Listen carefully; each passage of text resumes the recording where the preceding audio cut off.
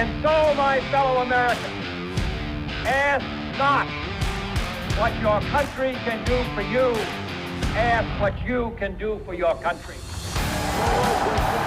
Welcome to The Politics, Prepping, and Paranormal Podcast. Flibbity-jibbity nonsense. I thought it was terrific. Not just big, it's yeah. Let's go.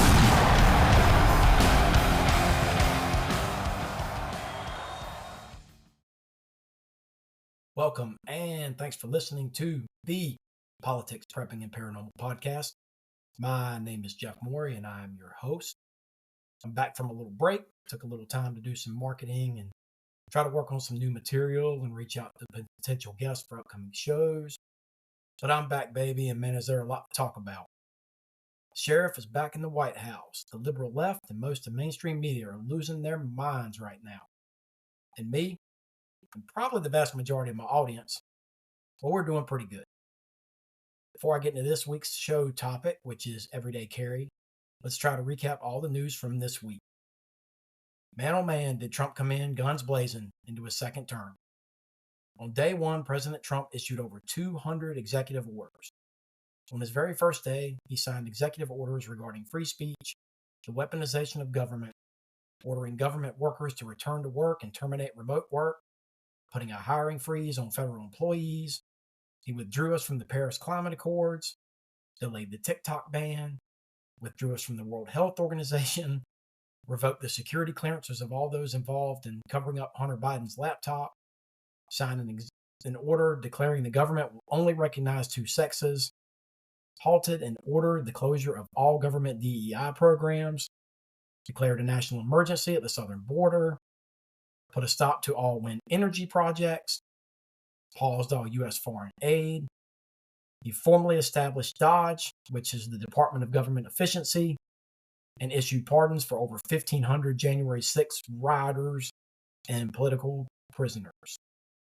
Of course, Sleepy Joe Biden had to have his day on his final day in office doing the sleazy, corrupt things we've come to expect from Joe Biden in the shadow Obama administration, issuing preemptive pardons for much of the Biden crime family, the January 6th committee, and of course, probably the biggest modern-day mass murderer, Anthony Fauci. Yes, patriots, it's a good time to be an American, and I hope that Donald Trump follows through with all his campaign promises. I think everyone with any common sense will agree that we were much better off as a country during his last presidency, and he did a great job overall. But people such as myself still criticize him for the things he didn't do, like draining the swamp. Yes, he did get rid of some people, but let's not forget that Anthony Fauci was actually Trump's advisor for the COVID-19 pandemic. And let's not also forget about woke General Mark Milley, the treasonous director of the Joint Chiefs of Staff, who had told China, probably our greatest adversary, that he would alert them if Trump ever attempted to use nuclear weapons against them. These guys aren't the only two, trust me. We don't have enough time to talk about all the bad people that Trump either allowed to remain in place or actually installed in their positions during his last presidency. I think his biggest mistake during his last term was just that he played politics, so to speak, and tried to maintain bipartisan agreements and relationships with the Dems instead of imposing his will on his doubters and enemies. But in his defense, during his last term, he also didn't have a Republican-controlled Congress to help him institute all his policies and appointments either. So for that reason, I'll cut him a little bit of slack. But this is 2025, Mr. President. You do have a Republican-controlled Congress and the support of a majority of the American people. Get it done. And so far, to his credit, he has. The only thing I've seen so far that concerns me is this Stargate project. For those not familiar, the Stargate project is a joint venture between OpenAI, Oracle, SoftBank, and the U.S. government to build data collection centers and work toward the further development of artificial intelligence in the U.S. In a statement released by OpenAI this week, they said, the Stargate project is a new company which intends to invest $500 billion over the next 4 years building new AI infrastructure for OpenAI in the United States. We will begin deploying $100 billion immediately. This infrastructure will secure American leadership in AI, create hundreds of thousands of American jobs, and generate massive economic benefit for the entire world. This project will not only support the reindustrialization of the United States, but also provide a strategic capability to protect the national security of America and its allies. I don't know about you, but all this AI stuff has me on edge. AI is playing more and more of a role in our daily lives than you realize. And not only does the rapid development of AI technology not only threaten our privacy and personal security, it also threatens our job security, as AI looks to claim millions of American jobs in the near future, replacing human beings with machines and advanced computers and robotics. This isn't science fiction, people. I think it's time I did a full episode on AI very, very soon. The other thing that concerns me is all these billionaires hanging around Trump all of a sudden and the influence they have over him. I'm still not sure about Elon, and I definitely still don't trust Zuckerberg as far as I can throw it. Those, to me, are the biggest red flags I see so far. But it's early on, so I'll give him a break for now. But I at least will keep a close eye on Musk, Zuckerberg, and all the other tech CEOs. Okay, real quick, a couple of other non-Trump related news stories. I guess the global warming, climate change wackos must be home in their basements wrapped up in their blankets right now. Because I don't know about where you live, but where I live in East Tennessee, it's been 50 degrees below zero, or it sure felt like it has. Yes, many across the country have seen record-setting low temperatures this week, and even sunny Florida has gotten snow, the first time since 1989. The House and the Senate passed the Lake and Riley Act this week, sending the bill to President Trump to sign into law. 46 Democrats in the House and 12 Democrats in the Senate joined with Republicans to send it to the White House. For those of you that don't really keep up too much with politics, these are the times to take a look and see which representatives and senators voted against the bill, which is one that should have been unanimous, and you can start to identify the really bad Dems in Congress. You know, good old socialist Bernie Sanders and AOC, man, I can't stand her. Some prime examples here. You can also help to identify some of the better Dems who actually seem to care for their constituents and doing what is right, like John Fetterman. I hate to admit it, but I'm actually halfway starting to like and respect that guy. If you aren't familiar, the Lake and Riley Act requires the Department of Homeland Security to detain illegal aliens who have been arrested for burglary, theft, larceny, or shoplifting. The bill also authorizes states to sue the federal government for decisions or failures related to immigration enforcement. To me, an absolute slam dunk no-brainer. But that's the quality of some of the people we have in Congress, folks. And last but not least, it's NFL playoff time as the Bills take on the Chiefs and the Commanders take on the Eagles in the conference championship games to determine who goes to the Super Bowl. Does anyone really think that the Bills have a chance of beating the NFL darling Chiefs? I mean, I love Patrick Mahomes and all, but I'm so sick of the Chiefs, and especially Taylor Swift and Travis Kelce. Wasn't Taylor Swift supposed to be leaving the country if Trump won? Didn't I hear that she was one of that big group of celebrities that said that? I don't know. Maybe I heard that wrong either. Either way, I'm so sick of Trailer and really just the Chiefs in general personally. No offense to any of my listeners that might be Chiefs fans. It just always seems like the NFL gives them the right call to keep a drive going when they really need it. But maybe that's just me. Anyways, it's a good weekend of football. Okay, so that's what's happening around the country this week. So now let's get right into the show topic. And the first thing will be a lot of episodes on prepping this year. Everyday carry. Man, I have so many ideas and things to talk about topic-wise I could and hopefully will be talking about for years to come. So why this topic to start off 2025? Well, the answer to that is simple. While I'm super excited to have Trump back in office and Republicans in control of the government, I think this topic is more important than ever. If you think for a second that the Democrats, the deep state, and the globalists are just going to go away and that everything will be hunky-dory from now on, think again. These people are more desperate than ever to destabilize our country, and the whole world for that matter, and do anything they can to discredit Trump and his allies and try to usher in a depopulation, a global currency, and a uniparty new world order. Hopefully Trump and his associates can finally begin to drain the swamp and kick out some of these corrupt politicians and evil people that hold so much power over the world and our society.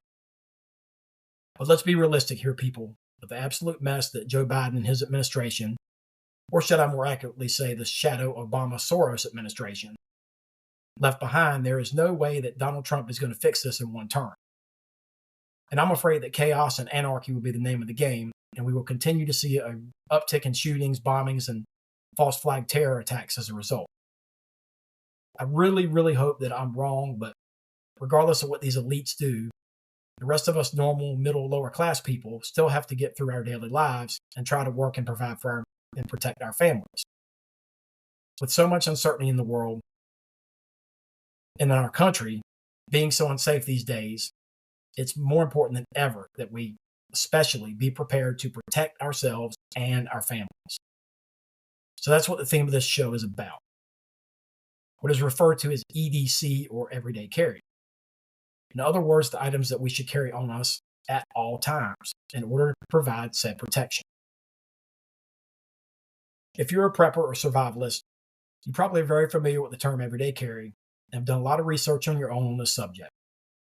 You probably already have all these items on you right now, and hopefully so does every member of your family old enough to legally carry them as well.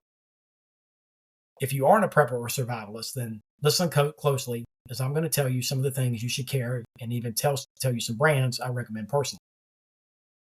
For you seasoned preppers, ex-military, and experienced EDC folks, I would love for you to listen and give me your feedback on what I'm about to say and why.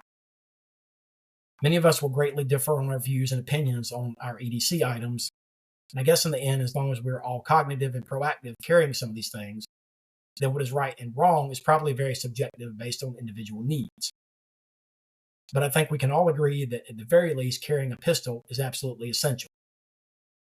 Beyond that, our methods will vary. So what do I carry? For me, it's very simple. I'm not ex-military, nor am I a big, strong guy. I'm very picky about weight, and especially about being comfortable while I'm sitting and driving. So for that reason, I don't like to carry a lot on me. So for me, my everyday carry items are limited to 4 things. My pistol, my wallet, my watch, and my tactical pen. Yep, that's it. I remember I was listening to the Sean Ryan show recently, and he did an episode on the same subject I'm talking about right now. I'll be the very first to admit, even though I have a podcast myself, surprisingly, I really don't listen to podcasts that often, if ever. Sean's show is probably one of the only ones that I ever do occasionally listen to, simply because he's an ex-Navy SEAL, so I respect him for that. And he talks a lot about the same subject matter I do, and he seems to have the contacts and inside track on a lot of conspiracies and clandestine things going on. So before I say what I'm going to say, I'll preface this with, I love the Sean Ryan show. But in his EDC show, he started listing all these things he carries every day on him, including a Rolex and a tourniquet. Number 1, I can't afford a Rolex. He said that if he was ever in a third world country, he could probably trade his Rolex for a car to bug out, basically, if he needed to. Okay, so not only can I not afford a Rolex, I really don't ever plan on being in a third world country, and if I was, I'm not an ex-SEAL. So it's more likely that people in that third world country are going to beat the crap out of me and just take my Rolex from me, since I won't be able to get my pistol in a third world country through customs anyway. Number 2, I will reiterate, I am not an ex-SEAL. So not only is my physical conditioning not good enough for me to carry all these things, I won't be comfortable carrying them. And if I'm not comfortable carrying them, well, I probably won't commit to carrying them every day anyway. Example also being a tourniquet. So for those reasons, I only carry my watch, which I wear obviously, my tactical pen, my wallet, and of course my gun. Okay, so I promised I'd tell you exactly what I carry and why. Let's start with the watch. I love wearing a watch. A lot of people don't. For me, I feel naked if I'm not at home and I'm not wearing it. If you aren't a watch person, I understand 100%. But if you get a good watch, such as a Garmin or a Luxium, then you can get a lot of functionality out of it and combine the features of other things you might have to otherwise carry separate, like a compass, alarm, access to your phone, weather apps, heart rate monitor, flashlight, and much, much more. So if you aren't a watch person, try wearing one for a few days. If you can't do it, well, then you can't do it. I never wore a watch until I hit maybe my 20s or so. Once I wore it for a while, I got used to it and haven't looked back since, to the point where it's just as essential for me as a shirt or a pair of pants. It's just a very smart, easy way to combine a lot of useful things in a very small package. Next is my tactical pen. I have a Ankaka. Hope I got that pronunciation right. My wife got it for me as a Christmas gift. I don't go anywhere without it now. It has a pen for writing, a flashlight, a multi-tool, a defense tip, and a couple different screwdrivers. You can get tactical pens like mine for around $20, or you can get ones made of titanium with even more features for as high as $200 or $300. In a pinch, with a good defense tip, a good tactical pen can be used to bust open a car window or even substitute for a knife in a fight. Next, of course, is the one item pretty much everyone, even liberals, carry: your phone. And yeah, I think I didn't include that when I said my four things I carry, so let's just make it 5. Me, I just carry my cheap, crappy Android. I can't afford, nor do I care about having a super expensive phone. You will hear of all the talk about big tech and the NSA and other government agencies listening to you and following your every move. Let's be honest here, people. Other than not carrying your phone at all, if they want to watch and follow you, they will. And so long as you carry a phone that is manufactured by someone in a plant that's subject to government oversight and regulation, there's nothing you can do about it. I spoke in my Prepping 101 episode about the importance of getting a burner phone. I won't go into that again now, but check out that episode if you want to know how to get one. Some people believe that having an unplugged phone, which for those not familiar is a brand of smartphone that claims to be secure and private, is a way to help circumvent that. But I'm telling you again, no matter what they claim, if it's manufactured in a plant and subject to government oversight, then it's not secure. Oh yeah, and unplugged phones will only set you back about $1,000 too. I guess I spoke too soon. A lot of liberals probably carry a wallet too. I tend to wear cargo hiking or tactical pants a lot, so I like putting my wallet in one of my side pockets, since I can't stand sitting on it, and most health experts say sitting on it isn't good for you anyway. I like my wallet to be small, sleek, and compact, and I would recommend getting an RFID wallet. If you haven't ever heard of that before, an RFID wallet means radio frequency identification, and it has technology that helps protect you from identity theft and thieves from stealing your credit card information using a sophisticated scanner that can actually scan and clone your credit card. Sounds like science fiction, right? It's not. While you'll be hard-pressed to find someone that has the know-how and the tech to do this, it is 100% a real thing, and the technology is out there, and people are capable of stealing your credit card info from your card, inside your wallet, inside your pants or purse. There are lots of brands out there, and a good RFID wallet will probably set you back around $30 or so.